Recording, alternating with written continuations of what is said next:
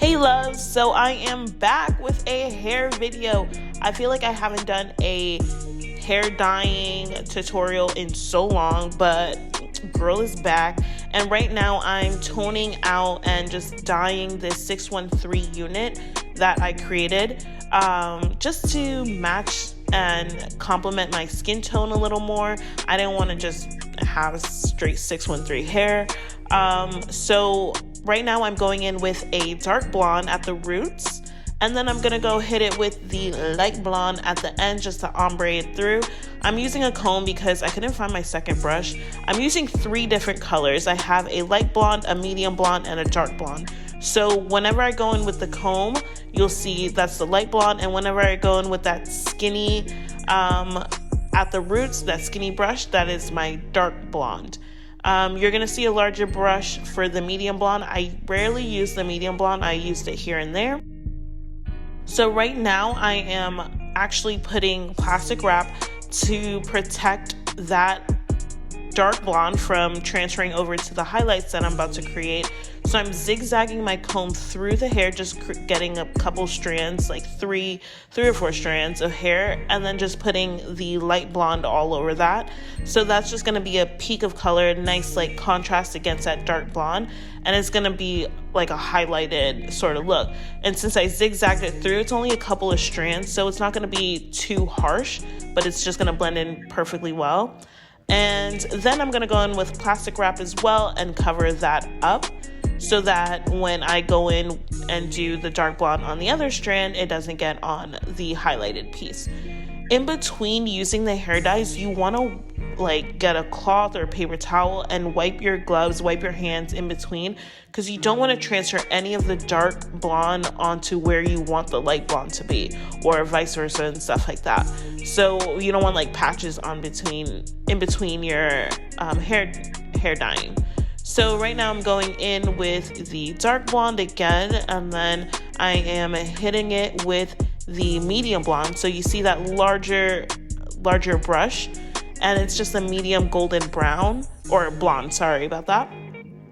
And I only did it for a few strands because I just wanted that warmth of the golden medium blonde to peek through, but I didn't want it to be too warm. I just wanted it to be I also just didn't want it to be too ashy. So I just wanted dimension, hints of that yellow tone still in the hair.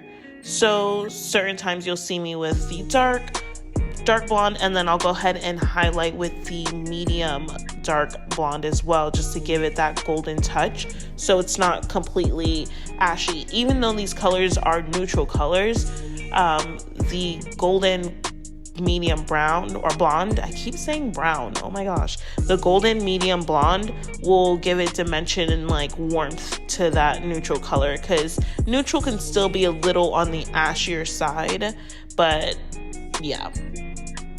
So then I'm just repeating the steps, and that's pretty much it. I'm repeating these steps throughout the whole hair, and when I get to the top, I want more of that halo look as I was describing. So I'm dragging that dark blonde a little further down than I did at the end of the frontal, or when I started the frontal. So instead of just doing it at the roots, I'm actually getting that dark blonde at the tip of the roots, but also putting that medium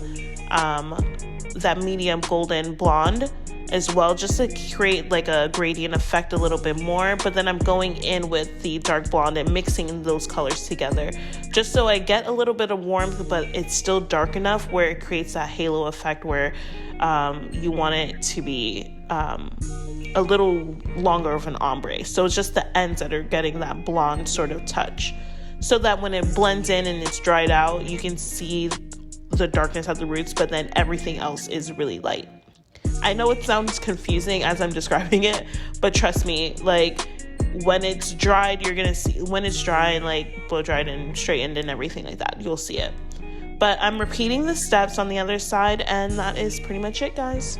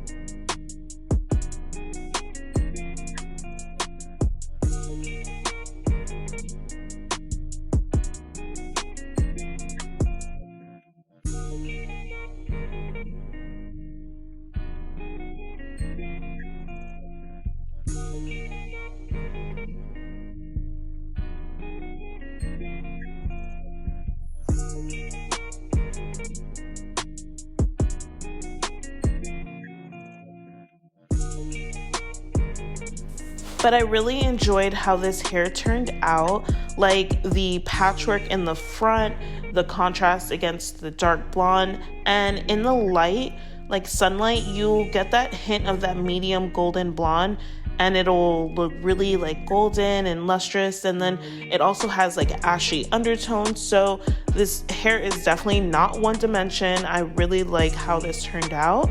This is probably one of my favorite blonde looks that I've done. And I also didn't get that on camera, but for the back, I just put the medium golden blonde at the roots and then the light blonde at the base, like the ends of the hair. So right now I'm just flattening it out, and yes, ooh, child. Like, I love how this hair turned out. Like, it's definitely like I'm debating whether or not to add more dark to the front patch, but I love it.